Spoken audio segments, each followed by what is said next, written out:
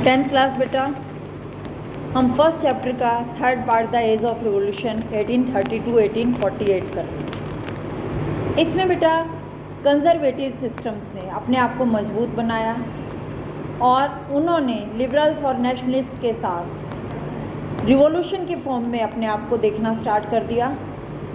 इसमें इटली और जर्मनी के बहुत सारे स्टेट्स, ऑटोमन एम्पायर के एरियाज, पोलैंड और आयरलैंड इंक्लूड थे। इन रिवॉल्यूशन का लीडरशिप बहुत सारे नेशनलिस्ट और लिबरल्स ने किया जो एजुकेटेड थे, जिसमें टीचर्स, क्लर्क्स और कॉमर्शियल मिडिल क्लास थी। फर्स्ट रिवोल्ट फ्रांस में जुलाई 1830 में हुआ।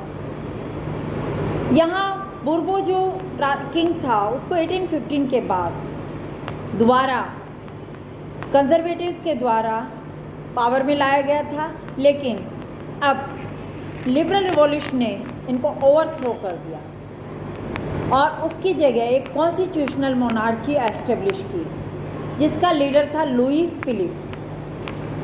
मैटरनिक ने एक बार एक कमेंट दिया था, एक टिप्पणी की थी कि जब फ्रांस छींकता है the rest of Europe catches cold when France sneezes, जब फ्रांस छींकता है तो बाकी यूरोप को सर्दी जुकाम हो जाती है।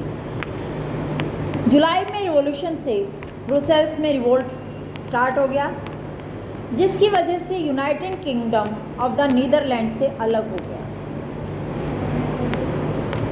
इस इंसिडेंट से यूरोप के बहुत सारे एजुकेटेड नोबल क्लास में नेशनलिज्म की अवेयरनेस आई और इसी की वजह से ग्रीस में वॉर ऑफ इंडिपेंडेंस हुआ, यूनान का स्वतंत्रता संग्राम।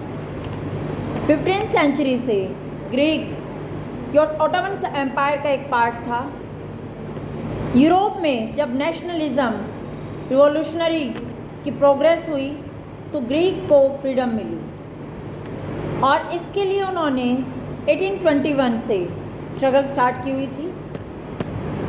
ग्रीक में राष्ट्रवादियों को निर्वासन में रह रहे यूनानियों के साथ पश्चिमी यूरोप के अनेक लोगों का भी समर्थन मिला। तो बेटा जो यहाँ नेशनलिस्ट थे, वो जो बाहर निकाल दिए गए थे, उन लोगों ने सपोर्ट किया ग्रीक वालों का। साथ में यूरोप के जो अनदर पर्सन्स थे वेस्टर्न यूरोप के, उन्होंने भी इसको सपोर्ट किया।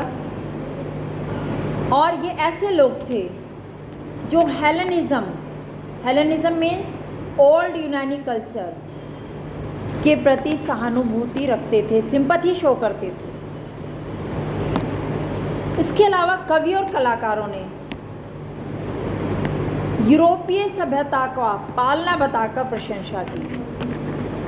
उन्होंने इसको क्या कहा, क्रैडल ऑफ यूरोपियन सिविलाइजेशन, कि Greece as the cradle of European civilization, cradle पालना।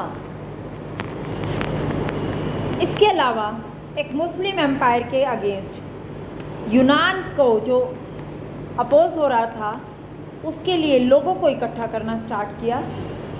उसके लिए पब्लिक ओपिनियन उसको मोबिलाइज किया। इसी में ब्रिटिशर्स पोएट, अंग्रेज कवि लॉर्ड बायरन ने बहुत सारा पैसा कलेक्ट किया। बाद में वो वॉर के लिए भी गए, they went to fight for war, जहाँ 1824 में उनकी ड्यू टू फीवर डेथ हो गई। Finally the treaty of Constantinople of 1832 recognised Greece as an independent nation.